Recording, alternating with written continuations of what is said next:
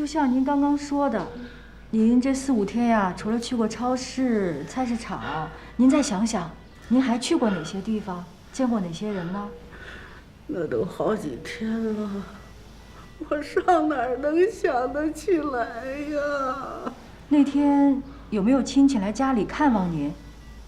你帮我好好回忆一下。我说你这人，你问的这么较劲，你审贼呢？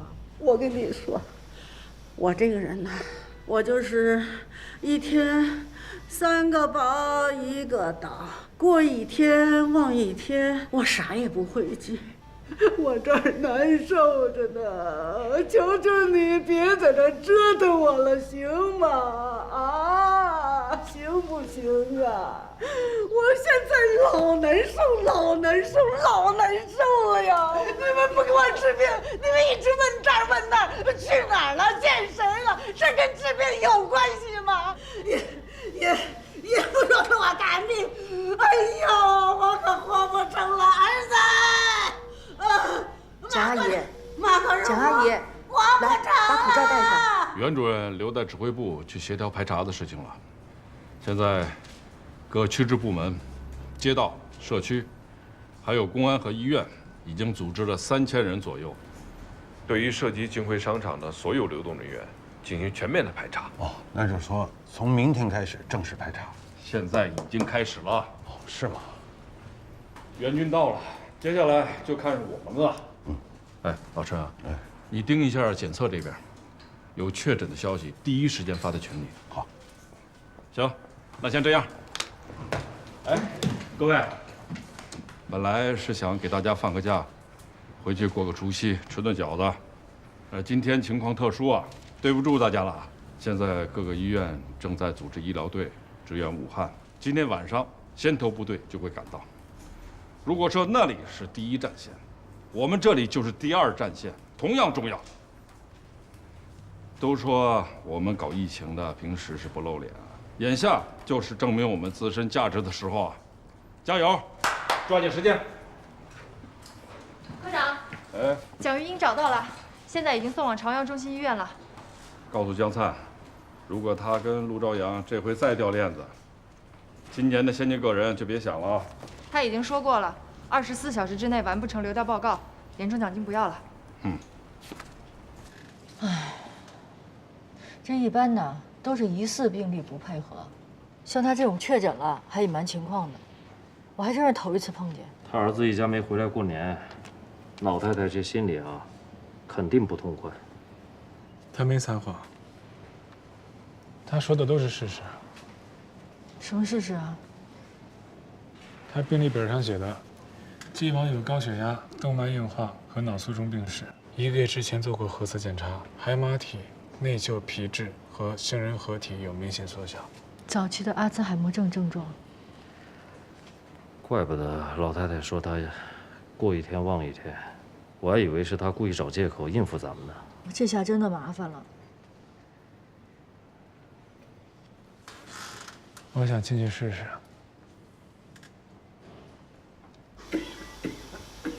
挺难受的吧？我跟您说呀，您后面啊会感觉这呼吸越来越困难，胸口越来越闷。如果运气不好呢，可能会发展成急性呼吸窘迫综合症，情况再差一点，就会出现脓毒性休克、代谢性酸中毒、凝血功能障碍。那再往后基本上就是多器官功能衰竭。哎呦我的妈呀，大夫，你说我这病真有这么严重吗？这新冠病毒没有特效药，它是一个新型病毒。照你这么说，我只有等死了。有这个可能性啊。哎呀，你咒我！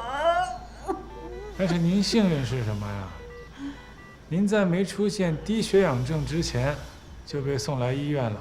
你看这边的大夫啊、护士啊都特别有经验，特别专业，所以您只要是好好配合治疗，那就能慢慢好起来。配合。大夫啊，是不是他们让你来套我话的？对呀。你倒是实诚。大夫，我真没有骗你，我这大半年呢，我的记性是越来越差。我早上吃的饭，现在都想不起来都吃啥了。哎，没事儿，我也老记不住事儿，但是我记不住的东西啊，我都会给它画下来。比如说，你看啊，我每天早晨7点1刻我就起床，起床之后呢，我就开始叠被，叠好被我就去洗脸、刷牙，吃点早饭。那有时候我也会忘了叠被。我一般都是5点起床，起床了就去浇花儿，浇完花儿啊，我拾掇拾掇就开始准备早饭了。天要好了，我就下楼遛弯儿。对了，下雪那一天，我嗓子发痒，开始咳嗽。头天儿子回来，剩了不老少菜，我就没出去买。下雪那天是18号，所以你儿子17号回来看了你。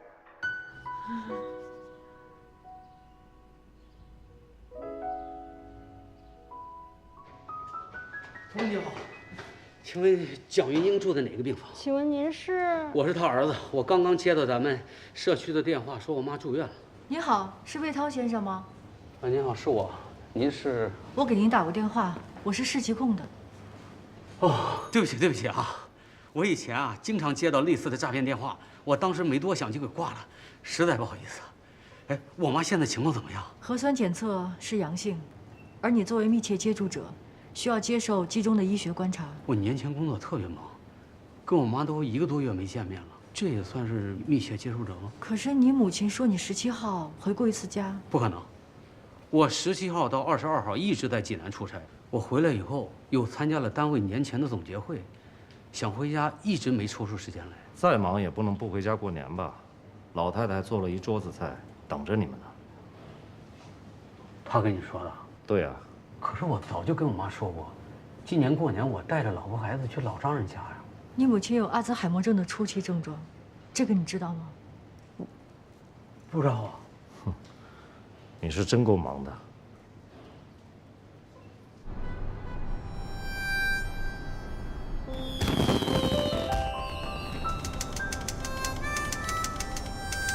习近平总书记说，新的一年我们要实现第一场中华人民。好，我知道了。好，部长，刚刚又有2个确诊，猪调做了啊，这2个都是顾客，1男1女，都跟京汇商场的那个售货员李梦有过密切接触。初步认定是被他传染的。孙雪丽同柜台的那个售货员，我在医院看过他的 CT 片子，双肺有磨玻璃样的阴影，高烧不退，大概率是中招了。发病时间晚于孙雪丽，应该是让他给传染。传染给孙雪丽的人和传染给李梦的人，找不到这2个传染源，流行病学的联系就建立不起来。这是最可怕的地方。你说这就像2台失控的病毒播种机，不知道能传染多少人。哎，大家吃夜宵啊！什么？算是年夜饭了。年夜饭啊！吃年夜饭，过年喽！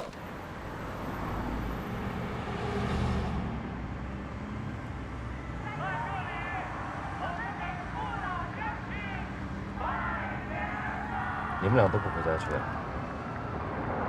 密切接触者得赶紧通知隔离。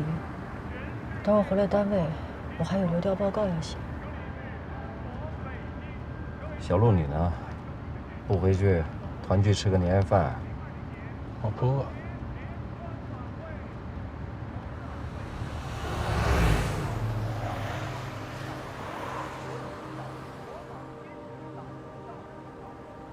您好，我这边是这样啊，您听我说，您需要马上联系您所在的社区，接受集中的医学隔离，对，14天。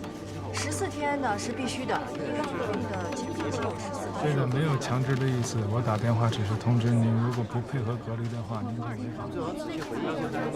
真的是为了您和您家人的健康着想，我不是不讲道理。您听我说啊，我们是市疾控的。中华人民共和国刑法和中华人民共和国传染病防治法里面有明确的规定。几点下班？还不知道呢。早点回去，别让你妈担心。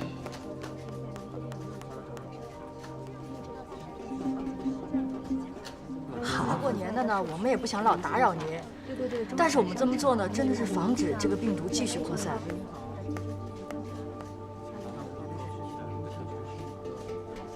新年快乐，爸爸。如果您坚持不隔离的话，那我只能说您是对您自己，还有对您的家人，还有对这个社会不负责任。在《中华人民共和国刑法》的第330条，您可以看一下。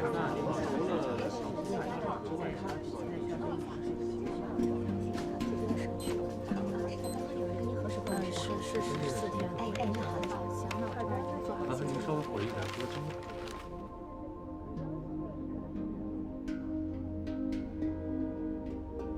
科长，这总共加起来呀，京汇商场一共确诊了18例。就光今天一天的新增数量，都快赶上过去1个礼拜的了。发病日期都是在21号以后，孙雪丽是最早的，还得从她身上找突破口啊。这样，把孙雪丽的密接再重新梳理一遍，还有把21号往前一周的疑似病例和确诊病例也筛一遍。重点看一看他们跟孙雪丽有没有关联。我这就通知下去。哎，等一下啊，我还有个事儿。哎，各位，昨天晚上上夜班的，把工作交接一下，然后到咱们旁边的那个快捷酒店去休息吧。啊。想问一下，您近期是帮我登记好。您需要马上联系您所在的社区。我们不要疲劳作战。昨天晚上上夜班的，自觉一点。房间都给你们开好了，不要让我一个一个点名啊。核实一下您是否已经去过小点儿，你带个头，快点。科长，我不困，你这去了也睡不着。睡不着也得给我躺着，明天早上5点再回来。熬夜评先进可不加分啊。科长，我估计大家跟我想的差不多。这明天就开新闻发布会了，袁主任要是再拿不出像样的流调报告来，那下一步的联防联控工作就更难干了。你现在啊，跟别的组说，结果一样，大家都知道是块硬骨头，啃下来再睡多踏实啊！我通知人家了，我也去忙去了啊。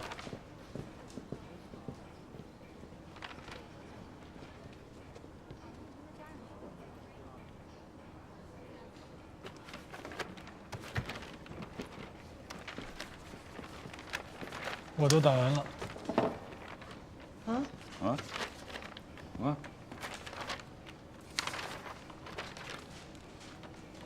这都是你打的？啊，你都通知了？啊，那录音都在电脑里了。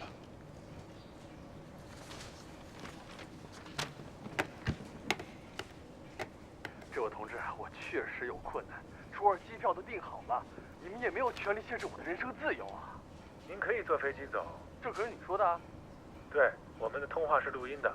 如果因为拒绝隔离造成疫情扩散，依据《中华人民共和国刑法》和《中华人民共和国传染病防治法》，您可能会被公安机关追责，涉嫌妨碍传染病防治罪。你说这还犯法了这？行，我得。小陆啊，可以啊。哎，你还别说，他这性格啊，还真适合联系密接。行，正好，这还这么多呢，你接着打吧，来。打。这有谁饿了？谁需要吃泡面呢？啊，好，我去泡泡面。哎，你泡什么面呀？我去泡。来，你接着打，你打呀。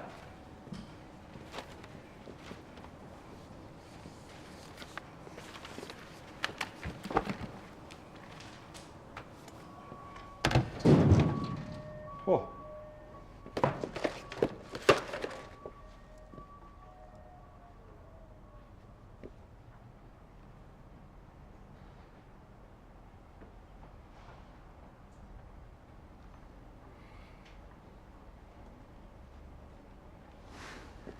这小子，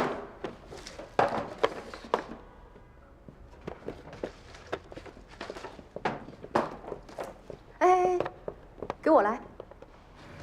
哎，你说小陆这小子，泡个面还挺认真的，你看，都写出来了。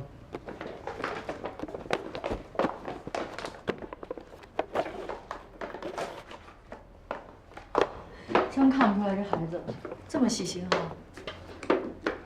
哎，科长，今天多亏了小陆，蒋云有阿兹海默症，什么都想不起来，密接呀、行动轨迹什么的都是小陆给问出来的。真的假的？真的，而且他特别有耐心，一点一点的启发老太太，还画画给他做提示。行了，少夸两句吧。这老太太的传染源还没有搞清楚呢。夸小陆呢吧？哎，是啊。听说他表现还不错。嗨，闷葫芦也有开窍的时候，不容易啊。年轻人，你得给他锻炼的机会，好刀也是磨出来的。主任，我知道这小陆是您推荐到咱这儿来实习的，而我就是不理解，你说像他那么一个性格的人，干嘛让他去干流调啊？做到底那研究，那又轻松又对路，是吧？小陆的父母都是感染非典去世的，那年他才6岁，他的心理创伤很严重，几乎感知不到对方的情感，也不会跟人打交道。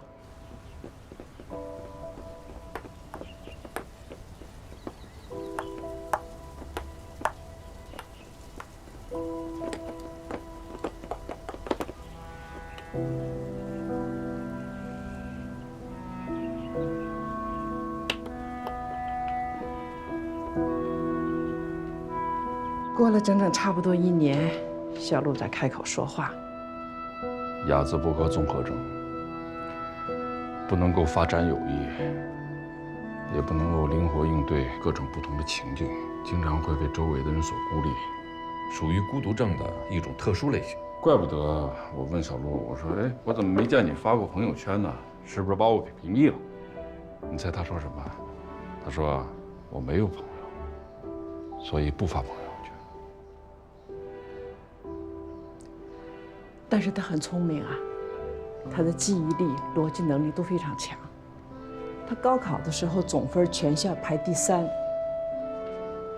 他填志愿的时候根本谁也不商量，直接就报考预防医学专业。为了来咱们这给我打电话，打了无数次。第一是要落实，一定要保证他能来；第二就跟我表示，他说他一定会把这个工作干好。是这么回事。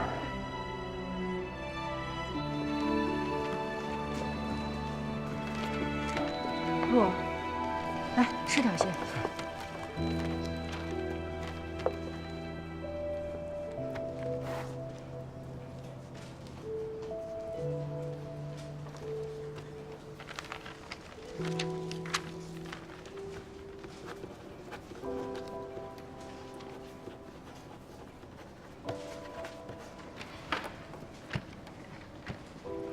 姐，你看啊，这个是确诊的郭海燕的手机号，这是孙雪丽的，他俩就差2位数。哟，还真是。哎，科长，来，快看一下，郭海燕、孙雪丽的电话号码，这绝对不是一个巧合。小陆，这你发现的？嘿，小陆啊，我以前真是看走眼了，你小子还真是一个干流调的奇才啊！我那个马上我去核实一下手机号的事儿。好。哎，把这份面也吃了，快吃吃。这个号段呢，是金汇商场配给售货员的福利号，每个月都会有免费的套餐。郭海燕曾经也是金汇商场的售货员，她是1月21号辞职，22号发病。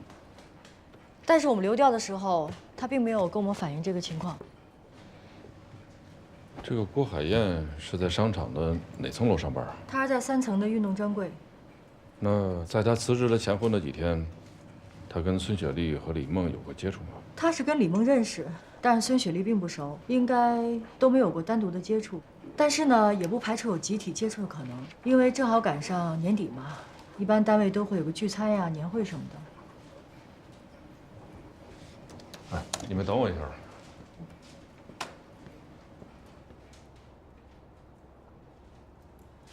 曹经理，哎，对，是我。麻烦你，我想问一下，年前你们开过年会、联欢会或者是工作总结会吗？没有没有，我们一般都是年后才开这些会呢。有其他形式的员工聚餐吗？据我了解，也没有。过年的时候都是旺季，各个柜台都挺忙的。那你们有没有员工餐厅啊？哪有这个条件呀？我们都是各自吃各自的。好的，我知道了，谢谢曹经理啊。后续有什么问题我再麻烦您。哎，好嘞，再见。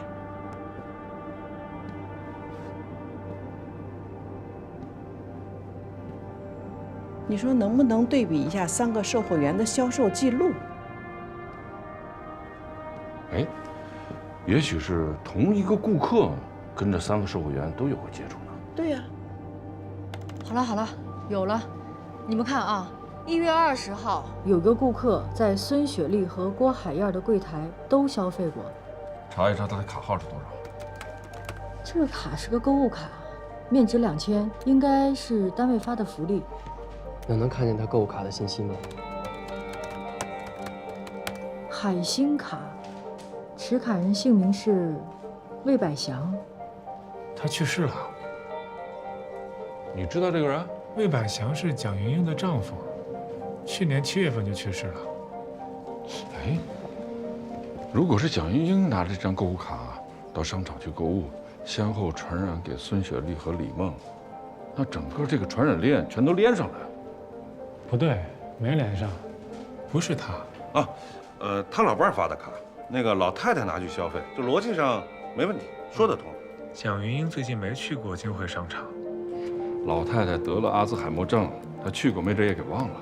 科长，你来看明细：1双44.5码的男士运动鞋，2支口红，1盒粉底，这不像是一个老太太会买的东西。这会不会是他儿子去买的东西啊？不可能，他儿子年前就没有见过老太太。17号到22号这几天，他儿子在济南出差，我核实过了。那问问蒋云英本人不就知道了吗？突然呼吸、心跳骤停，意识丧失，呼之不易，血压测不到，外周血氧饱和度为0。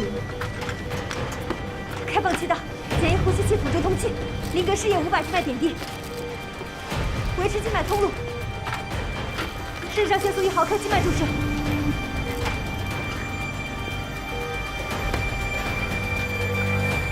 好，我知道了，谢谢。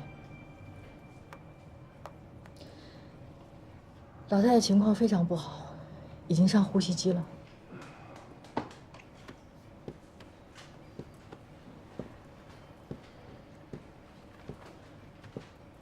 他可能还有一个儿子。他的户籍资料我看过，他就一个儿子。那想办法调商场监控。现在都这么晚了，要调也得等天亮。再想一想，还有什么其他线索啊？这样，我先给他儿子魏涛打个电话。哎，小陆呢？嗯？哎。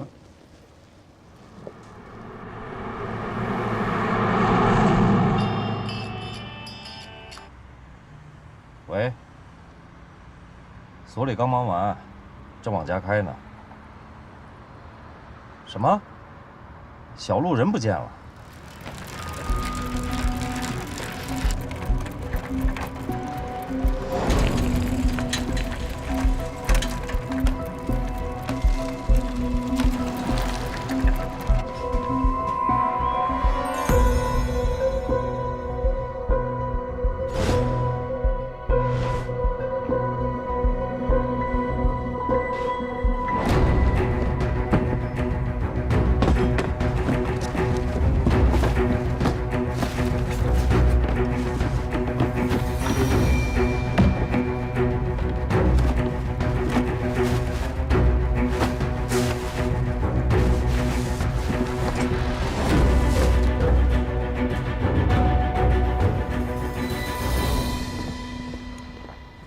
我没猜错吧？肯定在这儿。查到什么了？这垃圾不是老太太门口那垃圾吗？那个阿姨说17号她儿子回来看过她，她没记错。不对，我核实过，17号他儿子魏涛确实在外地出差。不是那个儿子，是这个儿子，送保健品的儿子。送保健品的儿子。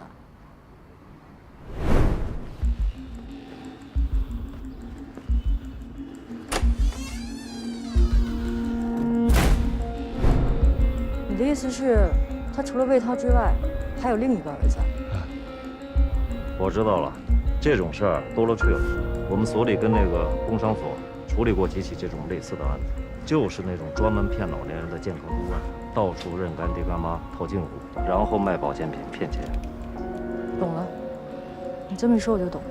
这个人应该是17号来看过老太太，老太太一高兴呢，就将购物卡给了他。这个时候他将病传染给了老太太，之后他拿着购物卡又去商场购物，又将病传染给了孙雪丽和李梦。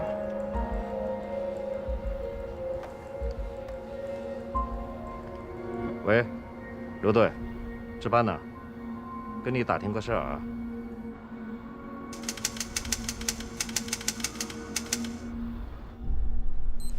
我长富桥派出所的朱启祥是你吗？不是，咱这大半夜的，是不是弄错了啊？我干妈怎么可能是我传染的呢？我这身体那么健康，而且我不发烧也不咳嗽，我最近一直都在北京，我压根儿也没机会接触武汉的人啊。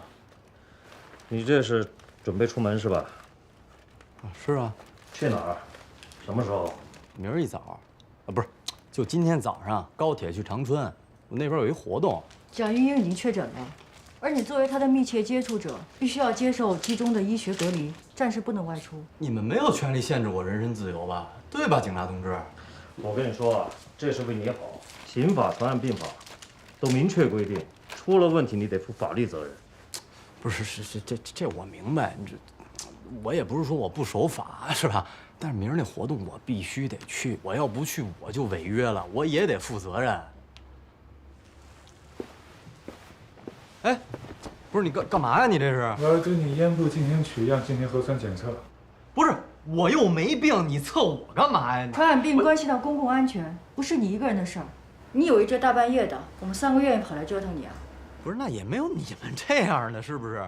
不是警察同志。张嘴！那嘴张大。我就留在这儿了。核酸出结果，一般得好几个小时呢。所以我得留在这儿。成，我先送他回去，有什么事儿打电话。小心点啊！哎，我来了。谢谢。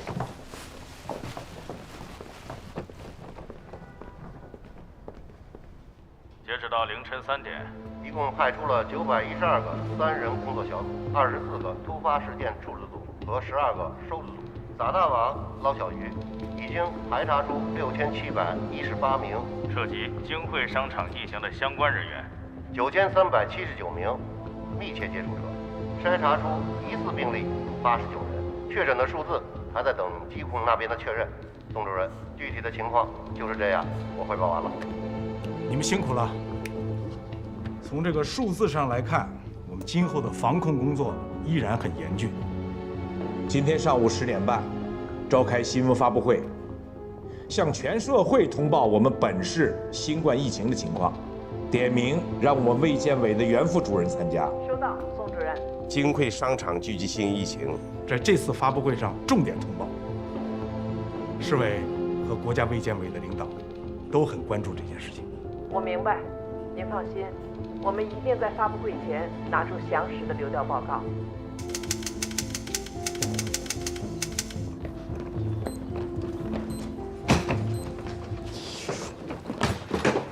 哎呦，吓我一跳！干嘛？不能走，你得等结果出来再走。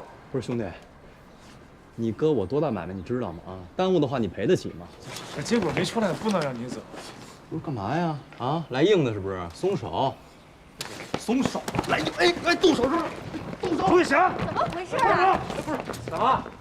你还想打人是吧？大哥，不是，警察同志，我那边着急，他拉着我箱子，他不让我走。你说我跟你说啊，结果没出来之前，你暂时不能离开这儿。出了问题，你是要负法律责任的。喂。结果一会儿就出来了。他不能拿我箱子。啊！我回来，我回来了。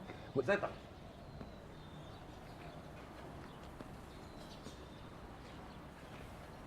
好，我知道了。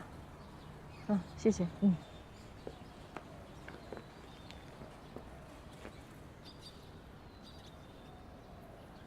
是阴性。哎，大哥，没说错吧？是不是很健康？是阴性是吧？哎，兄弟，听见了吗？阴性，懂吗？阴性。哟，哎，你得再检查一次，我们得让他再检查一次。不是你没完了是吧？我记住你了啊！等我回京的，我要不告你的。你得再查。松手！有意思。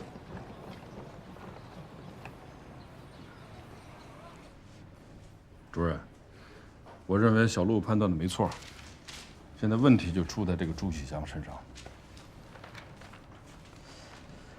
核酸检测一次阴性，并不能说明他没有被感染。武汉现在已经有病例，检测4次才确诊。哎，不如这样，我们根据指挥部的大数据，查一查朱启祥近期的行动轨迹。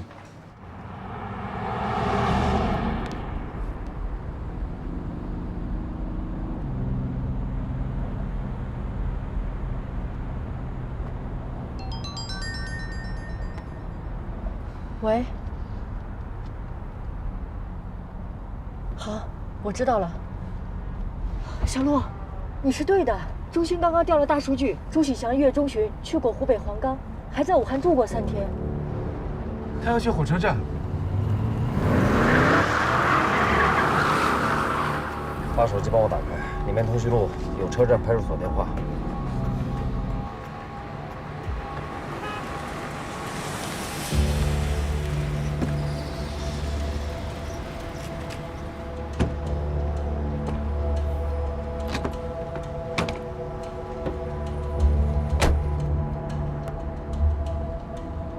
不对，朱启祥撒谎了。我看了这个保健品的官网，他们的公告是下午1点钟活动开始，他现在坐高铁去长春根本来不及。所以说，他只有可能坐飞机去长春。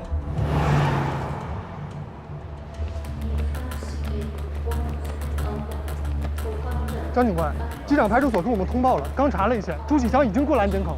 可千万不能让他登机，密闭空间会增加更多的密接。我们已经派人去42登机口找过了，但是没有找到。还有多长时间开始登机？10几分钟吧。哎，有没有可能这样子？我们想办法将登机的时间推后，然后将登机口的旅客先给疏散了。这小子挺滑头，万一他发现登机口没有人，不上当怎么办？不会的，他着急走，他想马上就登机。那咱们就满足他，让他提前登机。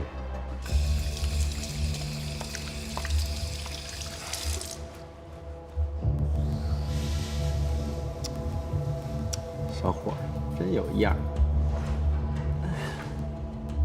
由于航路天气原因，从北京飞往长春的 CA1609航班提前15分钟起飞，请尚未登机的朱启祥旅客立刻到 C12登机口。什么情况啊？这是？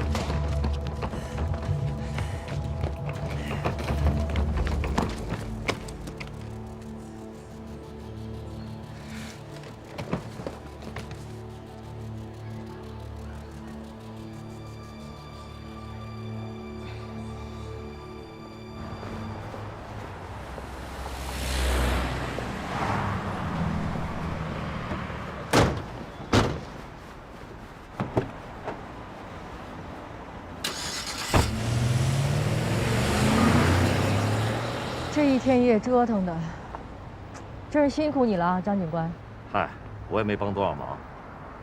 要不，咱们加个微信，有什么事儿随时联系。她有男朋友，你别惦记了。那怎么能？万一分手了呢？一切皆有可能，对吧？等天暖和了，我就准备办酒席了。回头想着多随我点礼。看样子啊，我还得趁早把他拉黑。哼，好嘞。来，小陆，我帮你。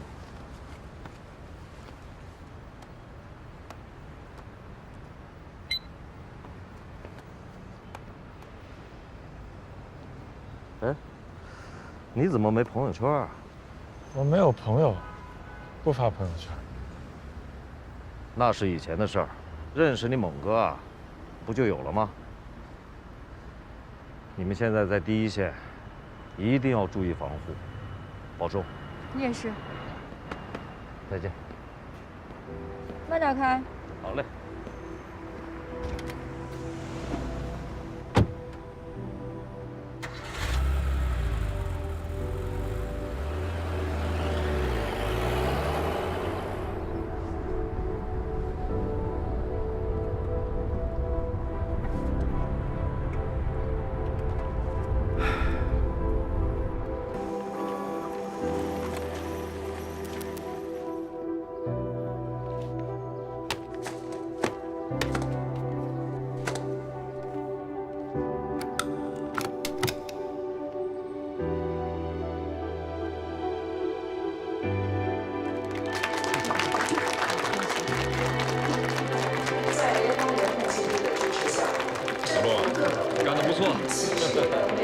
好样的！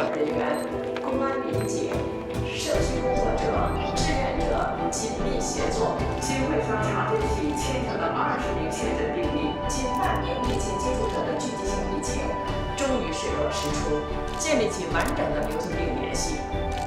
希望广大市民朋友加强防护意识，减少聚集外出，我们一起打好这场联防联控的战役。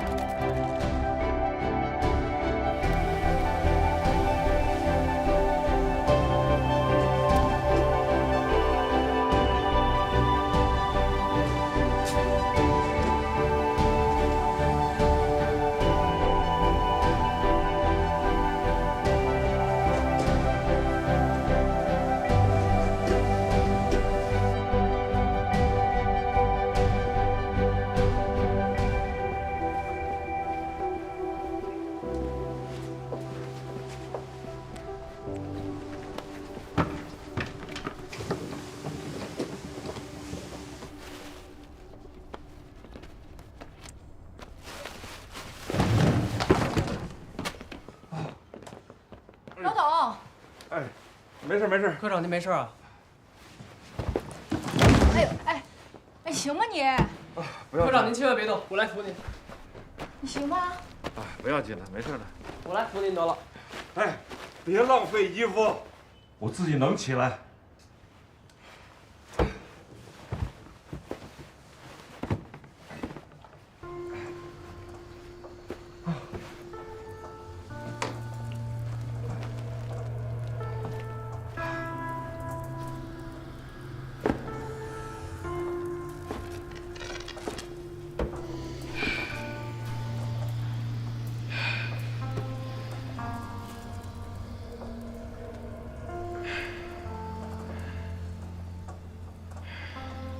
您真没事儿？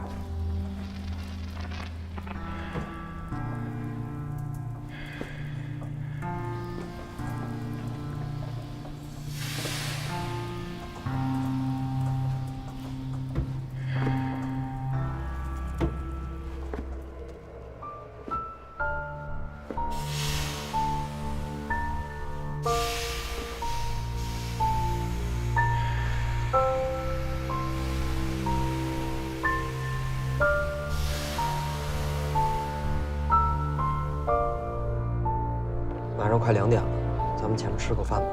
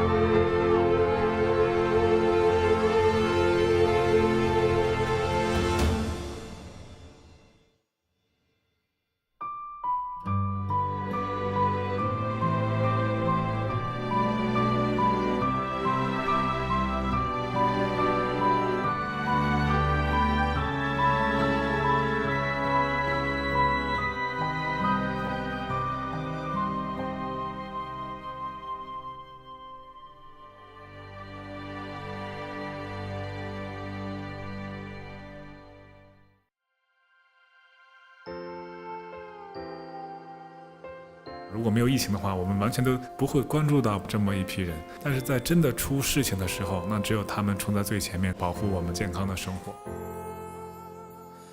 我想在你觉得难过的。作为一个影视从业者，在这么大的一个国家事件、国家灾难面前，我们是非常有义务站出来，发出我们的声音，要真正的传播正能量的这样的一种声音。生活偶尔超负荷，记得还有我一直陪着。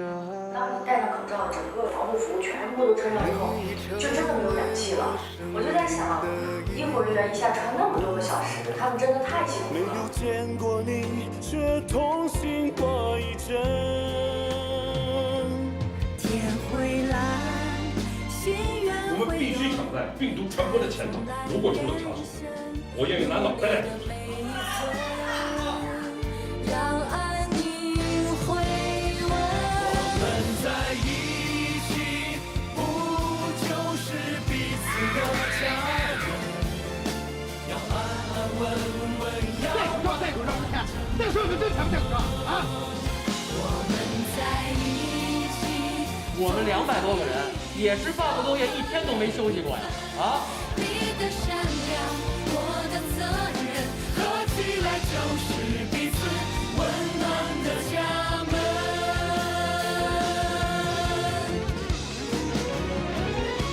他们虽然在干着跟警察很类似的事儿，因为他们要出去找各种可能携带这个病毒的人，但是他们却没有警察的身份，很多人是不认他们的。